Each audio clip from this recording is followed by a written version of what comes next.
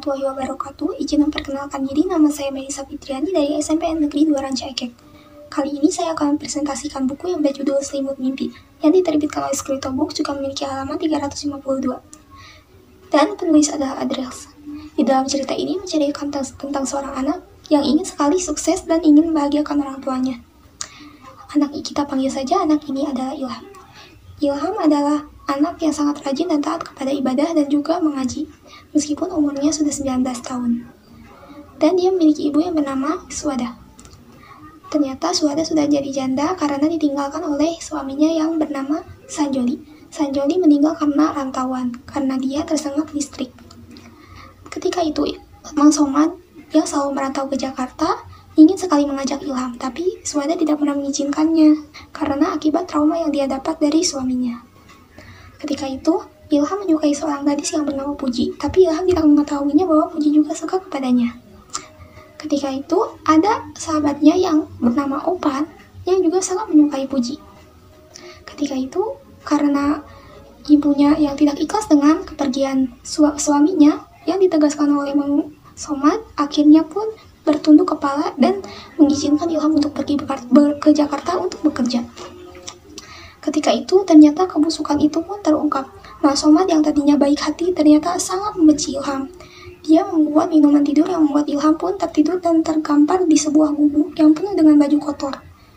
Ketika itu, Mang Somad pun mengambil semua yang ada di dalam tas Ilham yang sudah disembunyikan oleh Suwada, 2 juta dan emas. Ilham pun terbangun, ternyata ada 2 preman yang sudah ada di depannya.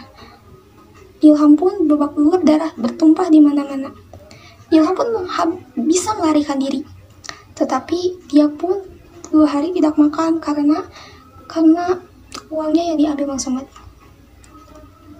Ilham tidak ingin mengemis karena itu adalah hal yang paling merendahkan dirinya terhadap agama Islam. Ketika ia ingin sholat duhur, dia menemukan masjid yang sangat bersih. Dia pun sholat di sana, tetapi dia pun terdiam di sana karena bajunya yang kotor dan badannya yang bau dan busuk. Dan ada seorang kiai yang menemaninya. "Kamu ada apa di sini, Nak? Kamu nyari siapa?" "Saya mau sholat, Pak, tapi baju saya kotor." Akhirnya bapak itu mengantarkan Ilham dan mengambilkannya baju. Lalu Ilham pun ditawarkan kerja di sana dan akhirnya bekerja di sana. Ketika ingin mengambil uang, Mang Somad pun datang. "Ilham, Mamang mencari kamu." Dan Ilham pun hanya bisa tersenyum. "Mamang, kembalikan tasku, Mamang yang ambil kan?" Ilham pun terasa sudah menyentak Mang Somad. Ilham pun mengatakan minta maaf karena sudah mengganggu Mang Somad. Dan akhirnya memberikan uang itu kepada Mang Somad dan untuk diberikan kepada ibunya. Ketika di jalan, Ilham menemukan seorang bapak-bapak yang mogok di jalanan. "Ada apa, Pak?" "Ini, Nak, mobil saya mogok." Dan akhirnya Ilham memperbaiki mobil tersebut. Dan akhirnya berjalan. Lalu si bapak-bapak itu pun kembali lagi. "Binatang aja bisa berterima kasih, masa saya enggak?" Dan akhirnya Ilham pun ditawarkan kerjaan di sana. Ketika sampainya di sana, Ilham menemukan sebuah istana yang jauh lebih megah daripada masjid yang tadi. Lalu ketika itu, dia menemukan seorang gadis yang bernama Marsa. Marsa cenderung sangat seksi menurut Ilham karena bajunya yang tidak tertutup. Ilham bekerja di sana, tapi Marsa tidak menyukai Ilham karena sikapnya yang sangat judes membuat Ilham terganggu. Tapi lama-kelamaan Marsa menyukai Ilham karena sikapnya dan juga perilakunya terhadap dirinya. Dia menghormati dirinya. Tetapi ketika setahun atau 2 tahun kemudian, Ilham pun ingin mengundurkan diri karena dia ingin menjadi pembantu. Marsa pun terkejut mendengar perkataan itu karena terakhir kali hari ini dia melihat Ilham.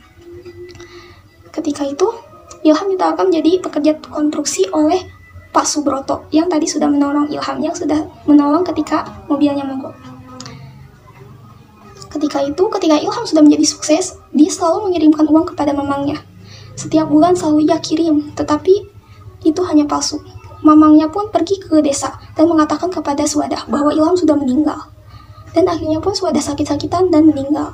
Akhirnya meninggal. Puji yang tidak bisa menahan tangisan yang melihat mertuanya pun meninggal. Calon mertuanya pun meninggal. Ketika itu, Ilham pun segera pulang, ingin memeluk sekali, ingin sekali mencium dahi ibunya. Dan Somad pun yang merasa sangat kesal karena Ilham akan pulang dan tidak akan memberikannya uang lagi, ingin membunuh Ilham. Tetapi dia harus kubur karena Somad sudah meninggal. Somad tertabrak dan akhirnya meninggal. Organ-organnya yang keluar. Itu adalah azab bagi orang yang tidak menepati janjinya dan tidak amanah.